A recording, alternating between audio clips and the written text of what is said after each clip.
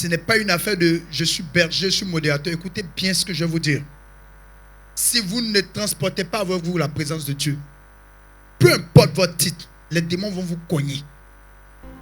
La plus grande loi, à mon avis, pour expérimenter la puissance, ce que j'appelle le surnaturel. N'ayons pas peur du mot surnaturel. C'est un mot qui est théologiquement correct. Ce n'est pas un thème coupé de la réalité catholique. Je fais cette précision, je poursuis.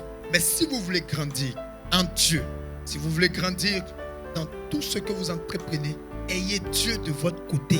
C'est la seule chose qui manque à beaucoup de personnes, d'avoir Dieu au quotidien, de leur côté. C'est absurde en fait, de se lever le matin, courir, ne sachant pas ce qui nous attend devant, sans avoir pris des garanties avec celui qui sait ce qu'il y a devant.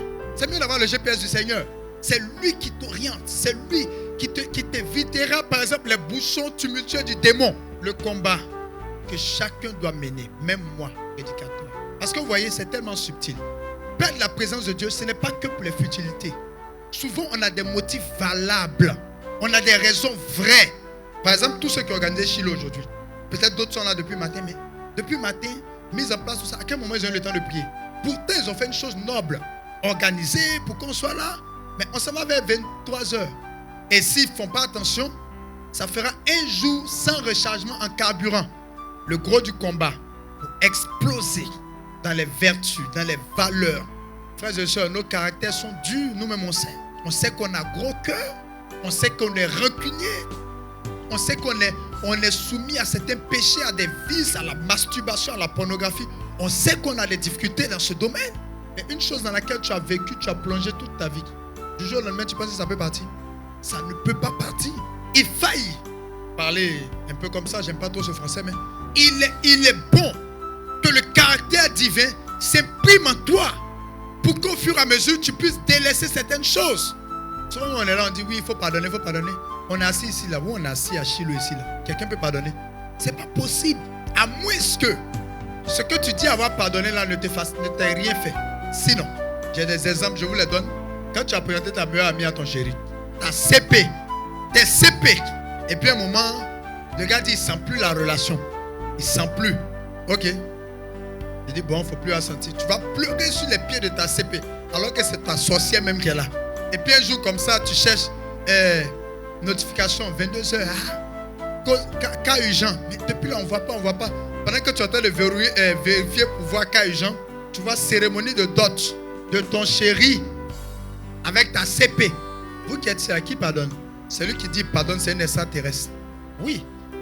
Mais quand le caractère divin s'est imprimé en toi, tu peux pardonner. Moi, je connais des gens qui pardonnent ce genre de choses.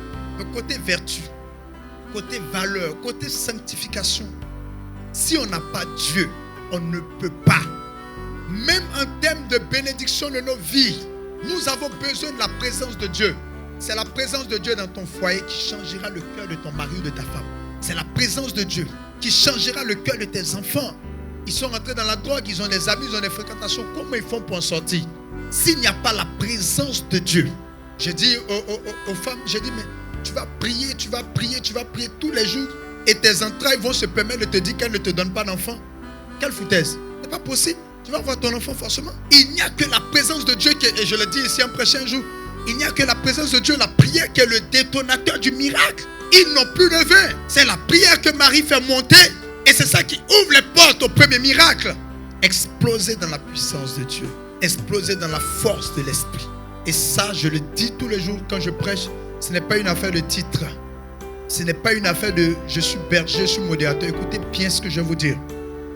Si vous ne transportez pas avec vous la présence de Dieu, peu importe votre titre, les démons vont vous cogner.